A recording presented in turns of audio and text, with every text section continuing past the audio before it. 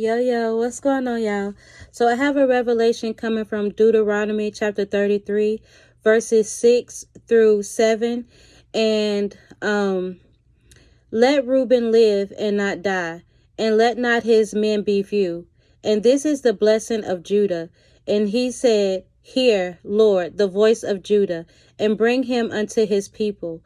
Let his hands be sufficient for him, and be thou in help for him from his enemies. So Reuben was the eldest brother of Joseph. And when all of Joseph's brothers were conspiring to kill Joseph, Reuben was the one who said, do not shed his blood, just throw him into the pit.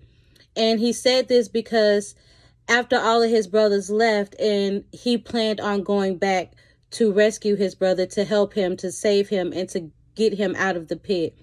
Okay, so there is somebody in your life, and it's feeling my spirit that this is a spouse, a God-ordained spouse, that knew that the enemies or people were coming against you and were attacking you.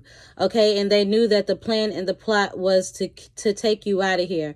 But this person devised another plan, and that was just to throw you into a pit so then they could come back and later save you, okay, and take you out of the pit. So even you might have went through a lot and you suffered a lot, okay, because you were in the pit.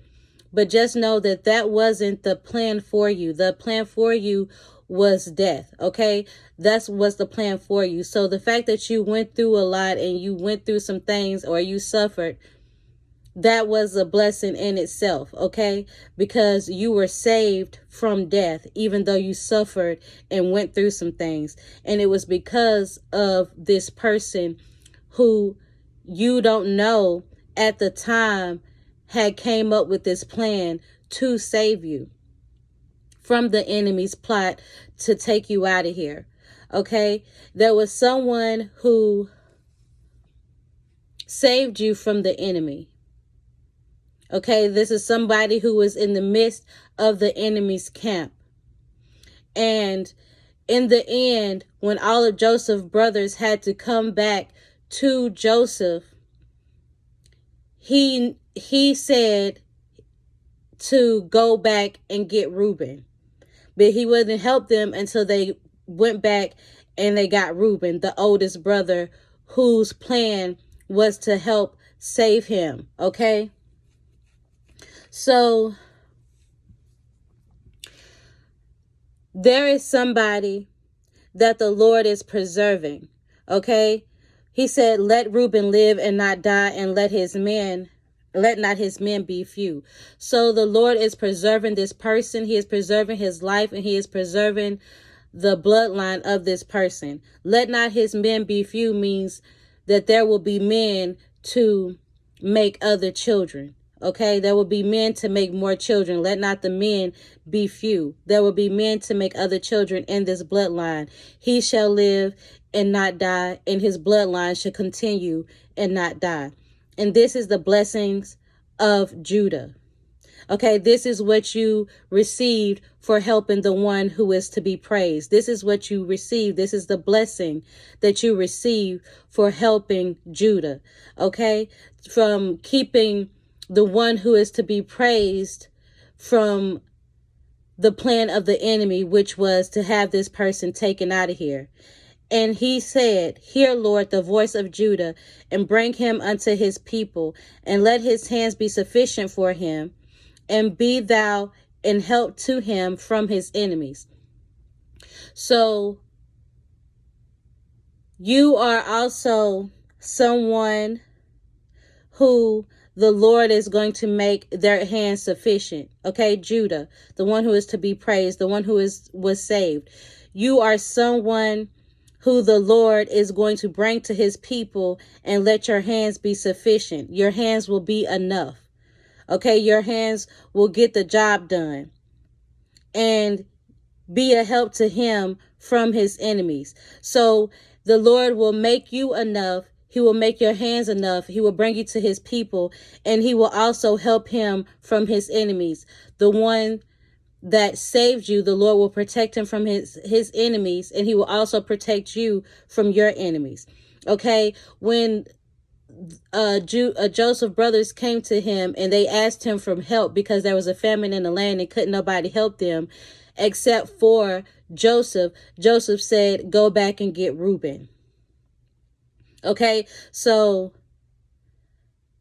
this person is going to be repaid and not forgot about what he did for Judah. Okay, what he did to help his brother, to help your spouse be saved from death. Okay, there was somebody who saved you from death, even though you went through a lot. Okay, they saved you from death, and their plan was to always come back and get you and pull you out of that pit and help you in any way they can. But the Lord had already made a way for you. Okay, but this person in their heart, they didn't want to see you meet your demise. They wanted to help you. Okay, and in that being said, you are going to turn around and then help this person. The Lord is going to make your hands good, make your hands sufficient as he brings you into his people. And this is the blessing of Judah. Reuben shall live and he shall not die, and his men shall not be few. Okay?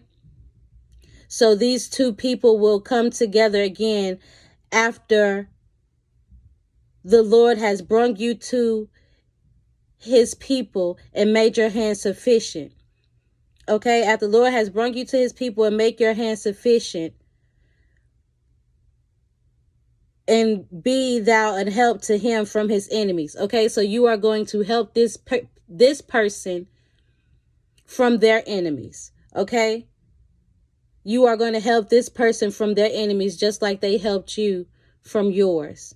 And this is God's plan. This is the way God made it. Okay, just like this person saved you at one point, you are going to come back and return and help this person. Let Reuben live and not die, and let not his men be few. And this is the blessing of Judah. And he said, hear, Lord, the voice of Judah, and bring him unto his people. Let his hands be sufficient for him, and be thou an help to him from his enemies. Okay, so the Lord is going to deliver you from your enemies, and he is going to make your hands sufficient, and he is going to bring you to his people. Okay, and the person that helped deliver you from death, they shall live and not die, and their men shall not be few. And that's the message. Peace.